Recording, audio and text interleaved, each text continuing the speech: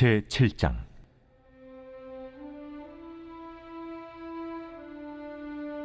재앙이로다 나여. 나는 여름 과일을 딴 후와 포도를 거둔 후 같아서 먹을 포도송이가 없으며 내 마음에 사모하는 처음 익은 무화과가 없도다. 경건한 자가 세상에서 끊어졌고 정직한 자가 사람들 가운데 없도다.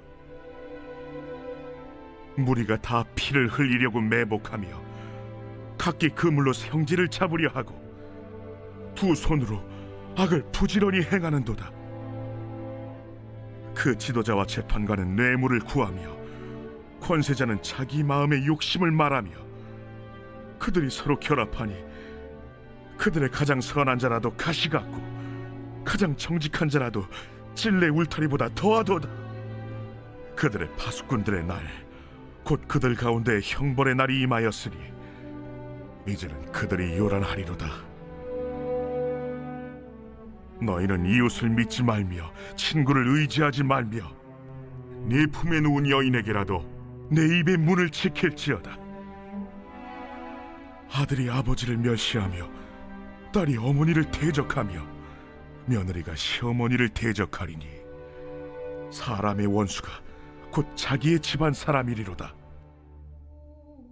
오직 나는 여호와를 우러러보며 나를 구원하시는 하나님을 바라보나니 나의 하나님이 나에게 귀를 기울이시리로다. 나의 대적이여, 나로 말미암아 기뻐하지 말지어다. 나는 엎드러질지라도 일어날 것이요 어두운 데 앉을지라도 여호와께서 나의 빛이 되실 것이미로다. 내가 여호와께 범죄하였으니 그의 진도를 당하려니와 마침내 주께서 나를 위하여 논쟁하시고 심판하시며 주께서 나를 인도하사 광명에 이르게 하시리니 내가 그의 공의를 보리로다. 나의 대적이 이것을 보고 부끄러워하리니 그는 전에 내게 말하기를 내 하나님 여호와가 어디 있느냐 하던저라. 그가 거리에 진흙같이 밟히리니 그것을 내가 보리로다.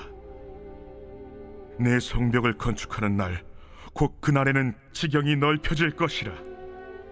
그날에는 아수르에서 애굽 성읍들에까지, 애굽에서 강까지, 이 바다에서 저 바다까지, 이 산에서 저 산까지의 사람들이 내게로 돌아올 것이나 그 땅은 그 주민의 행위의 열매로 말미암아 황폐하리로다. 매일 성경과 함께하는 아름빛 교회 말씀 묵상, 아름빛 바이블 키트 시간입니다. 오늘 본문은 미가서 7장 1절부터 13절까지의 말씀입니다. 내용 함께 살펴보겠습니다. 오늘의 해당 본문은 하나님 앞에서 스스로 의롭다고 착각하는 모든 세대를 향한 경고이며 동시에 완전히 무너진 현실 속에서도 하나님만을 바라보는 참된 신앙이 무엇인지를 보여주는 말씀입니다. 본문 속 이스라엘의 모습이 우리의 모습이며 우리를 향한 메시지라는 사실을 기억해야 합니다. 미가는 자신의 시대를 바라보며 깊은 탄식을 합니다. 그는 자신의 시대를 재앙이라고 외칩니다. 더 이상 변명의 여지가 없고 하나님 앞에서 숨길 것도 남아있지 않은 상태에 이르렀다는 신앙적 고백을 합니다. 미가는 열매 맺어야 할 계절이 되었음에도 먹을 만한 포도 한 송이 첫 무화과 하나조차 찾을 수 없다고 말합니다. 농사의 실패를 넘어 하나님께서 그의 백성에게서 기대하셨던 경건과 의로움, 정의와 자비의 열매가 완전히 사라졌음을 뜻합니다. 하나님께서 이스라엘을 택하신 목적이 더 이상 그들의 삶 속에서 보이지 않는다는 선언입니다. 그 결과 경건한 자가 땅에서 끊어졌고 정직한 자를 찾을 수 없게 되었습니다. 이 사회는 더 이상 하나님을 두려워하는 사람들에 의해 유지되지 않습니다. 오히려 서로를 해치기 위해 매복하고 형제마저 덫에 빠뜨리는 사회가 되었습니다. 더 심각한 문제는 이 타락이 개인의 차원에 머물지 않는다는 점입니다. 지도자들은 두 손으로 악을 행하는 데 능숙해졌고 재판관들은 뇌물을 구하며 권세자들은 탐욕을 숨기지 않았습니다. 하나님께서 분명히 금하신 길임에도 불구하고 그들은 서로 결탁하여 욕망을 실현합니다. 이 연합은 거룩한 연합이 아니죠. 죄를 공고히 하는 연합이었습니다. 미가는 이 사회를 가장 선한 자조차 찔레와 같고 가장 정직한 자도 가시 울타리보다 더하다고 평가합니다. 과장된 표현이 아니었습니다. 하나님 앞에서 인간이 얼마나 타락할 수 있는지를 보여주는 냉정한 진단입니다. 그 결과 사회는 불신으로 가득 차게 됩니다. 이웃도 믿을 수 없고 친구도 신뢰할 수 없으며 심지어 가장 가까운 관계인 가정마저 무너집니다. 이들이 아버지를 멸시하고 딸이 어머니를 대적하며 며느리가 시어머니와 원수가 됩니다. 하나님과의 관계가 무너지면 인간 관계도 함께 무너진다는 사실을 드러냅니다. 그러나 바로 이 절망의 한복판에서 미가는 믿음의 결단을 선포합니다. 오직 나는 여호와를 우러러보며 나를 구원하시는 하나님을 바라보나니.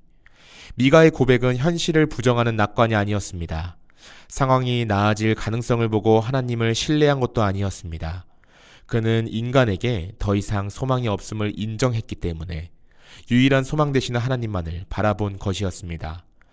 미가는 자신의 죄를 인정합니다. 그는 여호와의 진노를 받게 되었음을 부인하지 않습니다.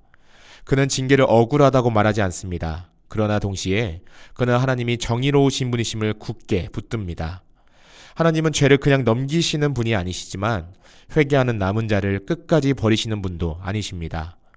이전에는 하나님이 이스라엘의 죄를 고발하시는 검사로 서셨다면 이제는 남은 자를 위해 직접 변론하시는 변호인으로 서십니다.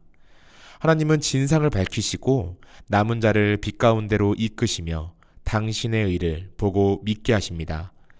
대적들은 조롱합니다. 너희 하나님이 어디 있느냐? 그러나 미가는 확신합니다. 하나님께서 친히 그의 백성을 위해 정의를 행하실 것이며 그 결과 대적들은 수치를 당하게 될 것입니다.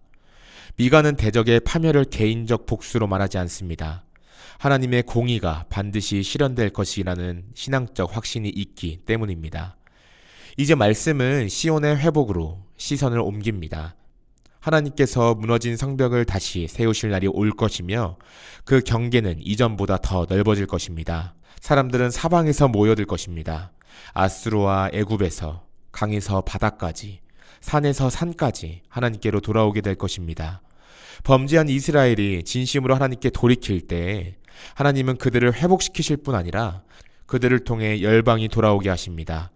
하나님은 회복된 백성을 다시 제사장 나라로 세우십니다. 사랑하는 성도님들, 열매 없는 시대에도 하나님을 우러러 보는 사람이 필요합니다. 내가 속한 공동체가 힘들거나 쉽지 않아도 하나님 앞에서 홀로 서는 사람이 있어야 합니다. 미가는 시대를 바꾸지 못했을지 모르지만 하나님 앞에서는 정직했습니다. 그는 사람을 의지하지 않았고 다수의 길을 따르지 않았으며 분위기에 편승하지 않았습니다. 혹시 우리는 열매 없는 시대를 탓하며 변명하고 있지는 않습니까? 아니면 그 시대 속에서라도 하나님을 신뢰하는 한 사람이 되기를 선택하고 있습니까? 세상이 고통과 암흑으로 뒤덮일 때 우리는 그 상황을 뛰어넘어 그 상황의 주인이신 하나님을 믿음으로 하루하루를 살아간다면 아름답게 빛나는 인생으로 빚어질 것이라 확신합니다. 열매 없는 시대일수록 하나님은 남은 자를 찾으십니다. 그리고 그 남은 자를 통해 반드시 회복의 역사를 시작하십니다. 하나님은 그 한 사람을 찾으십니다. 우리가 가장 우선순위로 두고 붙잡아야 할 것은 세상의 이해, 세상과의 친밀함, 급변하는 시대 속에서 도태되지 않기 위한 반응들이 아닌 하나님과의 관계, 하나님과의 관계를 중보해 주시는 예수님을 향한 믿음이 더 중요합니다.